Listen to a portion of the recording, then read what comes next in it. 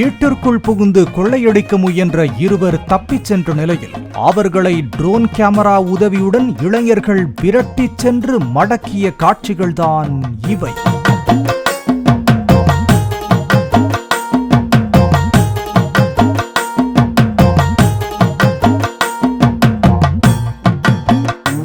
செங்கல்பட்டு மாவட்டம் மதுராந்தகம் அடுத்த வேடவாக்கம் பகுதியைச் சேர்ந்தவர் சலவை தொழிலாளி பார்த்தசாரதி.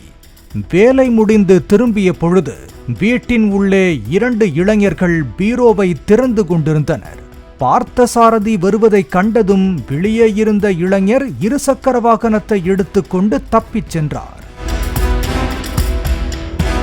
வீட்டின் உள்ளே இருந்த 2 இளைஞர்களும் வீட்டின் பின்பக்கம் வழியாக தப்பி ஓடி அருகில் இருந்த ஏரியில் குதித்து தண்ணீரில் உள்ள புதருக்குள் பதுங்கிக் கொண்டனர்.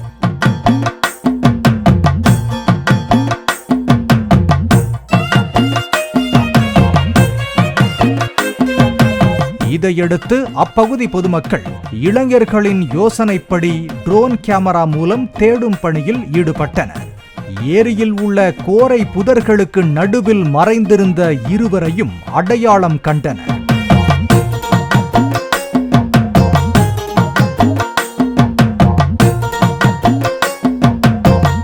அவர்கள் இருவரும் தப்பிவிடாமல் இருக்க இளைஞர்கள் 4 புறமும் தண்ணீருக்குள் இறங்கி நீந்தி சென்று அவர்கள் இருவரையும் மடக்கி பிடித்து கரைக்கு இழுத்து வந்தனர்.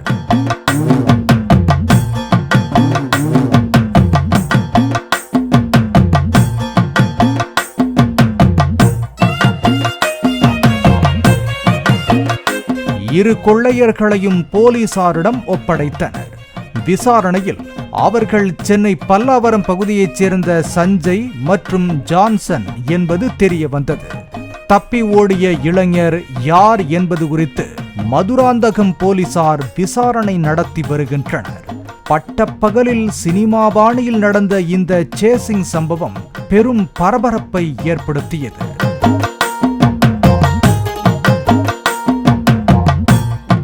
பாலிமர் செய்திகளுக்காக மதுராந்தகம் செய்தியாளர் சத்யசீலன்.